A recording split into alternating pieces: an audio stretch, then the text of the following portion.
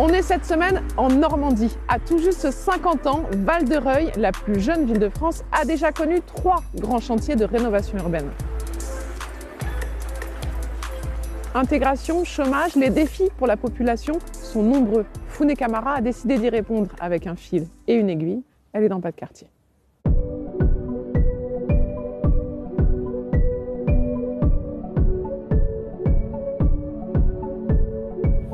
Madame Calaï, elle nous a bien aligné les carreaux, tout est bien, le damier.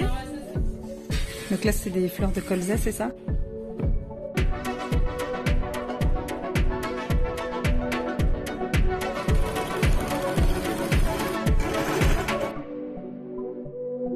On peut s'approcher pour voir vos coutures. Voilà, elle montre le sac, voilà. Voilà.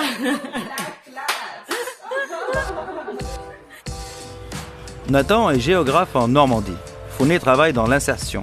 Ensemble, ils imaginent le projet Les Aiguilles de Normandie. Val-de-Reuil s'impose comme une évidence. C'est une ville qui n'existait pas. Il y a quoi?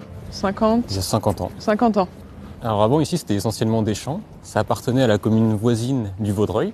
Et c'est un projet qui s'inscrit en fait au même moment où les villes nouvelles de Paris ont été construites. La Normandie craignait en fait l'expansion démographique de Paris. Et donc, les élus aux Normands ont fait pression pour ne pas être délaissés. Et c'est comme ça que cette ville nouvelle de Val-de-Reuil est née. Fin 70, les cabinets d'architectes s'activent pour répondre à des prévisions démographiques qui s'avéreront démesurées. C'est dans les yeux d'un enfant que l'on découvre la joie de vivre au Vaudreuil.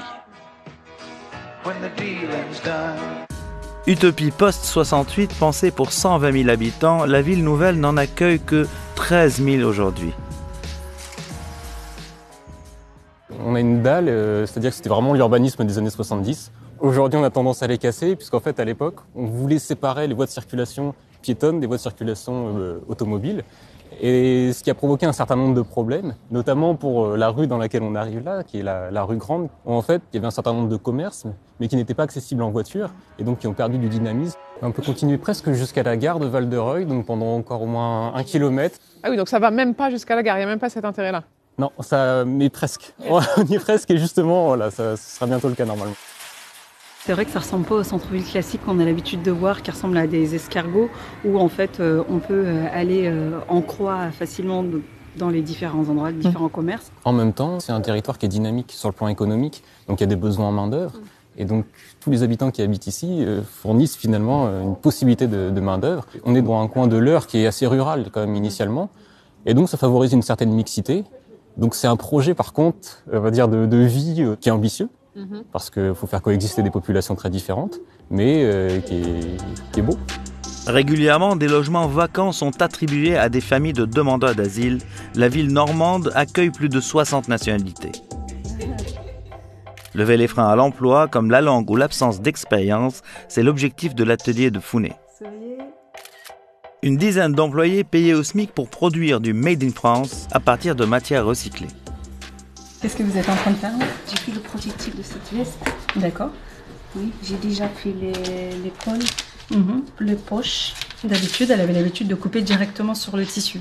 À l'atelier, on lui a appris à couper sur du patron. On a moins de risques de gâcher la matière, surtout quand on fait du recyclage comme nous. J'ai déjà des diplômes au Maroc pour le tenue traditionnelle marocaine. J'ai travaillé ici pour prendre l'expérience française. Éco-responsables, les produits sont vendus en ligne, une source de revenus indispensable pour la structure.